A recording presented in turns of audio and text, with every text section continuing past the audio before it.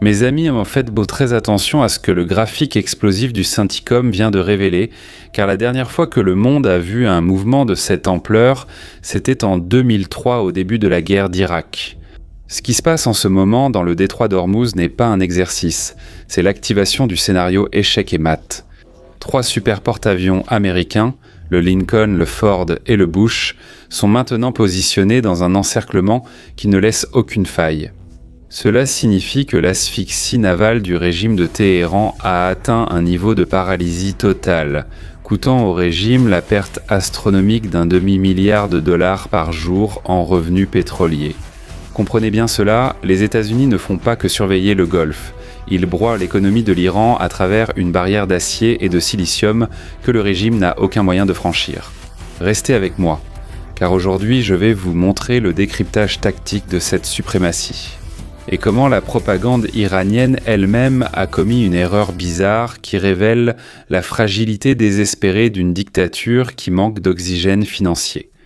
L'Iran apporte un couteau de cuisine à un duel de bazooka et le résultat de ce déséquilibre est ce qui va redéfinir la carte du Moyen-Orient dans les prochaines semaines. Et pour comprendre pourquoi le régime de Téhéran est en panique, nous devons décoder ce que représentent ces 3 géants.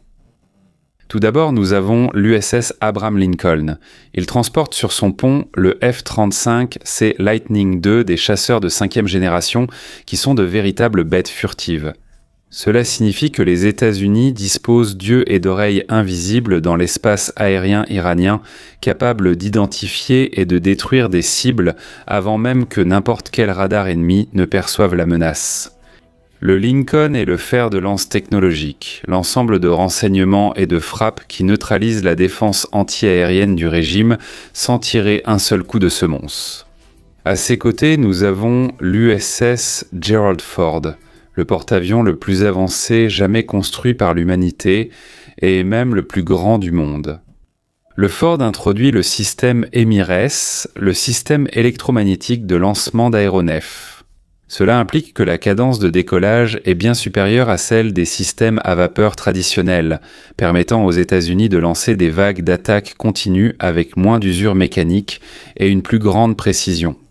Le Ford est l'usine de guerre du XXIe siècle conçue pour faire fonctionner les Super Hornets et les E-2D Hawkeye dans une symphonie de destruction coordonnée. Et pour resserrer l'étau, l'USS George W. Bush. Il apporte la puissance brute des Super Hornets, FA-18F et des growlers d'attaque électronique. Cela signifie que tout signal radio ou radar que l'Iran essaie d'activer sera instantanément neutralisé, laissant les forces du régime aveugles et muettes au milieu du combat. Mais pourquoi 3 porte-avions, me demandes-tu ? La réponse, c'est la mathématique de la domination. Une couverture 24 heures sur 24, 7 jours sur 7. Dans la guerre navale, un navire doit se ravitailler pendant qu'un autre se prépare pour la mission. Avec 3 groupes d'attaque opérant ensemble, les États-Unis s'assurent qu'il n'y ait jamais de faille dans le ciel. Pendant qu'un porte-avions est en maintenance, 2 autres dominent les mers et les airs. C'est la détermination américaine alliée à la technologie la plus avancée de la planète pour garantir que le détroit d'Ormuz reste une zone interdite à tout mouvement hostile du régime. Et vous, aimeriez-vous que le Brésil possède ces machines formidables pour protéger nos richesses ? Commentez ici. Alors que les États-Unis et Israël utilisent une intelligence artificielle de pointe pour guider des drones furtifs et des missiles de croisière, la branche de propagande de la garde révolutionnaire islamique a décidé de riposter avec une erreur de stagiaire. Regardez ça! Dans une vidéo promotionnelle qui voulait montrer l'invincibilité de ces plongeurs d'élite, l'IA iranienne a généré un soldat avec 3 bras tenant un fusil. Oui, mes amis. Cela révèle que la sophistication technologique du régime est une farce soutenue par des outils mal configurés. Est-ce le combat d'un tsunami technologique contre un pistolet à eau bouchée ? Et cette erreur bizarre n'est pas seulement drôle, c'est un diagnostic de la fragilité du système. Si le département de la propagande n'arrive même pas à générer une image réaliste d'un soldat, que dire de la fiabilité des systèmes de visée et de navigation de leurs missiles artisanaux, tous provenant de la Russie et de la Chine ? Le régime tente de projeter une image de surprise qui dépasse l'imagination de l'ennemi. Mais la seule véritable surprise est l'incompétence systémique qui imprègne la direction de Téhéran. Alors que le Pentagone opère avec une précision au millimètre près, la garde révolutionnaire fonctionne avec des découpages en carton et des illusions numériques qui ne résistent pas à un examen attentif. Et les analyses de la garde révolutionnaire révèlent que nous n'avons pas affaire à une armée conventionnelle, mais à une structure de mafia transnationale. Faites attention, la garde révolutionnaire agit comme le chef d'un cartel qui contrôle aussi bien le pétrole que le blanchiment d'argent sur le sol étranger. Des rapports de renseignement ont montré que des centaines de membres de la garde révolutionnaire opèrent au Canada et en Allemagne, blanchissant de l'argent pour financer des mouvements hostiles et des protestations radicales en Occident. Cela signifie que le régime de Téhéran exporte son chaos pour tenter de déstabiliser les démocraties de l'intérieur, utilisant l'argent du peuple iranien pour alimenter le terrorisme mondial.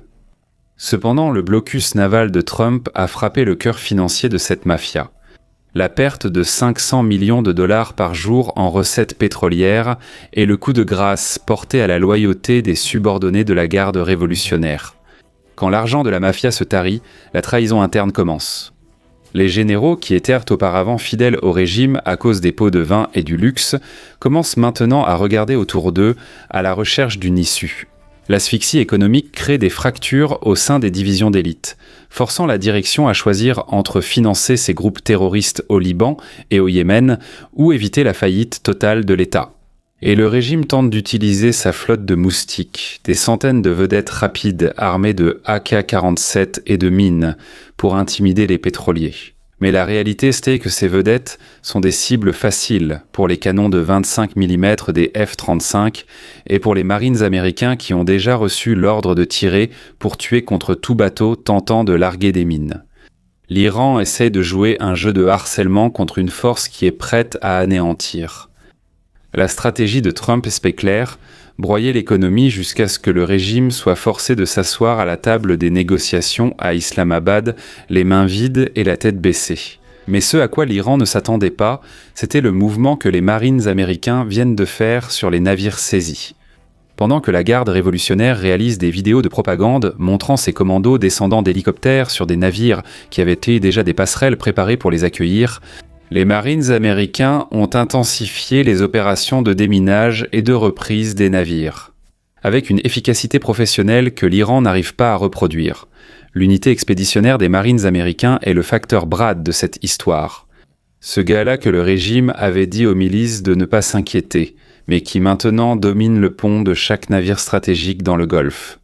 Et cette pression militaire coordonnée a un objectif diplomatique, les pourparlers de paix à Islamabad. Le régime iranien est poussé à la table des négociations sous la menace de 3 super porte-avions. Cela signifie que toute proposition que Téhéran présente maintenant sera faite sous la menace d'une destruction totale. Et le résultat, c'est un Iran qui doit supplier pour un cessez-le-feu, afin de ne pas voir son économie s'évaporer complètement. La stratégie des 4D de Washington consiste à maintenir le blocus fermement pendant que les divisions internes à Téhéran s'accentuent, forçant les dirigeants à céder face à la réalité de la faim et de la faillite. Ce à quoi nous assistons maintenant est la démonstration définitive que l'ère de l'impunité pour le régime terroriste iranien est terminée.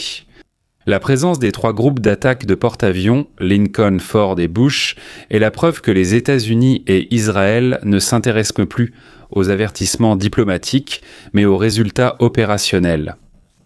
Les États-Unis en mer et dans l'espace, Israël dans les airs?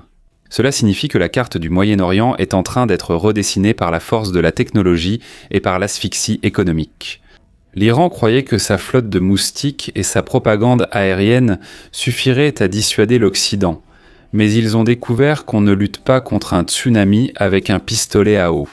Le décryptage de ce scénario et ce qui se passe réellement dans les coulisses de cette guerre silencieuse reste là, dans notre bunker de renseignement. Sur un terrain qui ne vous appartient pas, la vérité finit toujours par se heurter à un plafond, et c'est pour cela que l'analyse approfondie des événements se trouve sur notre plateforme exclusive. Nous sommes déjà plus de 3000 abonnés à financer l'information qui protège l'esprit, et cela garantit que vous voyez l'échiquier avant que les pièces ne bougent. L'accès est disponible via le QR code, le premier commentaire épinglé et la description de la vidéo. Rejoignez ceux qui refusent de voir le récit officiel comme une fatalité. Protégez la perception de votre famille face à la boue idéologique qui a envahi le divertissement. Notre chaîne de séries et films offre des recommandations sans culture woke ni plaintes inutiles. Des films et des séries qui vont renforcer les valeurs familiales et vous montrer ce qui a déjà été prédit au cinéma et qui se produit exactement en ce moment, au Moyen-Orient. Le lien se trouve juste en dessous et dans les fiches qui vont s'afficher à l'écran. Maintenant, abonnez-vous à la chaîne, activez la cloche des notifications et laissez un like sur la vidéo. Protège ton esprit. Tu crois vraiment que l'Iran va risquer sa flotte de moustiques contre les canons de 25 mm du F-35 ? Je suis Shimon Oliveira et je t'attends dans la prochaine vidéo. À bientôt.